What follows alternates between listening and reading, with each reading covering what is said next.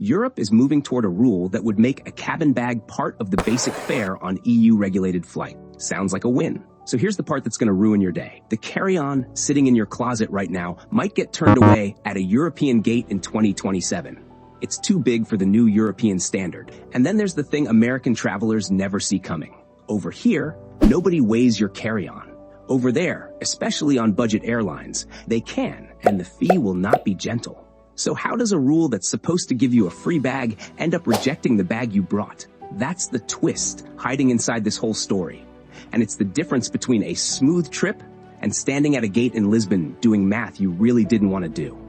If Europe is anywhere on your list, stick with me. This one's going to save you money.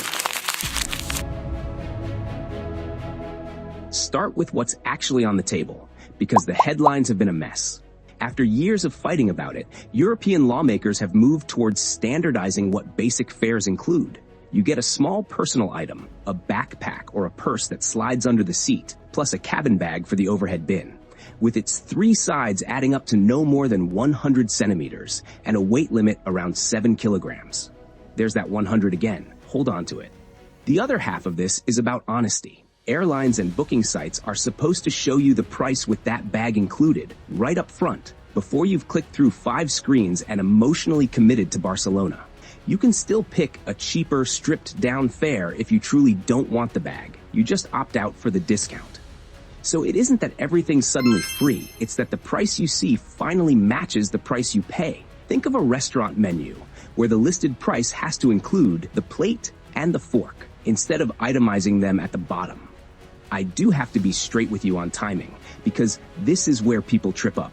The rules are expected to start applying in 2027 after a transition period. But until the final text is locked in, don't treat this as active law for your next trip.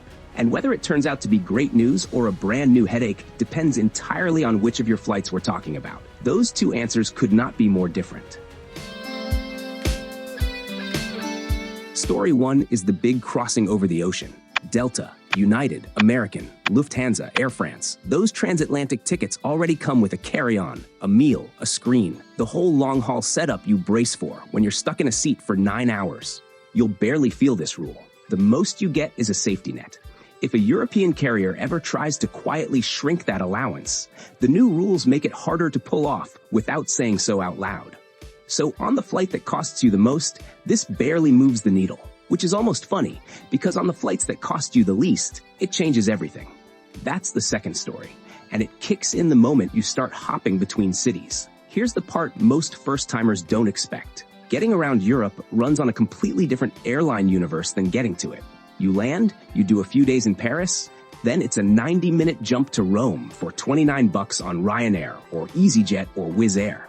And the wild thing is, even after you add a bag, those budget hops are usually still cheaper than the traditional European carriers on the same route, which is exactly why Americans keep booking them.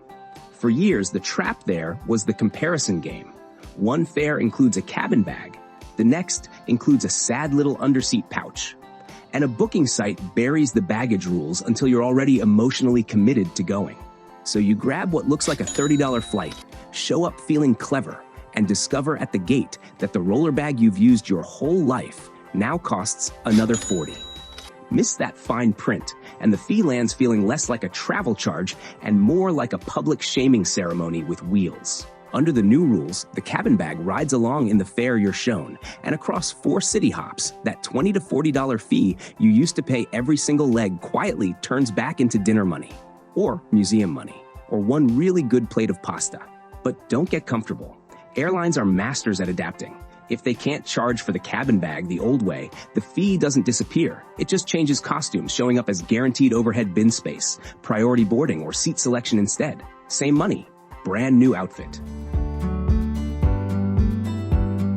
So before any 2027 Europe trip, there are really just 3 things to do. First, go measure your bag, and measure it with the wheels and the handles included, because that's exactly where people get caught short. Most suitcases sold in Target or Walmart are designed for US domestic airlines. They are usually 22 by 14 by 9 inches. And once you add those 3 sides together, you land at roughly 115 centimeters. The European limit is 100. Your bag is over the line before you've packed a single sock.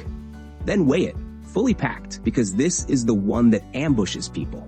The cap is about 15 pounds. Picture 2 gallons of milk, and that's basically your entire bag. A laptop, a charger, a toiletry kit, and 3 days of clothes blows past it without trying. We pack our roller bags until the zipper looks emotionally distressed and call it good, because American Airlines almost never check. European budget carriers are much more likely to, and when they do, the fee hurts. So if you're over, pack lighter or buy a smaller European-friendly bag now, not at the gate where your wallet goes to suffer. And here's a tip that quietly solves half of this. If you can travel light, a soft-sided travel backpack is often easier in Europe than a hard roller. It compresses, it drops into those sizers without a fight, and it saves you from dragging little wheels across 1,000 years of cobblestone. But if you're a roller person, just make sure the one you buy is actually European cabin size, not US carry-on size, which, as we've covered, is a different and slightly bigger animal. Last thing, read the fare before you click. If airlines offer an opt-out discount for traveling with no cabin bag, the cheapest number on the screen may still be the stripped-down one, quietly traveling with nothing but a purse. And on third-party sites, that's often the only version you'll even see. Hunt down the "What's Included" line, and when the bag matters, book straight on the airline's own site. And don't try to outsmart the gate, the old stuff one bag inside another. Move doesn't work, because if your personal item looks like a mini fridge, they'll charge you anyway. Do those 3 things, and 2027 lands firmly in the good news column for you. Because included was never the same thing as anything goes. So here's what I'm curious about. Have you ever run into baggage trouble somewhere in Europe? And do you think this new rule would have actually helped you? Drop it in the comments. If this helped you understand the new Europe carry-on rules, hit the like button, subscribe for more travel updates, and send this to someone planning a 2027 Europe trip. Thanks for watching, and may your next European budget flight stay cheap all the way to checkout.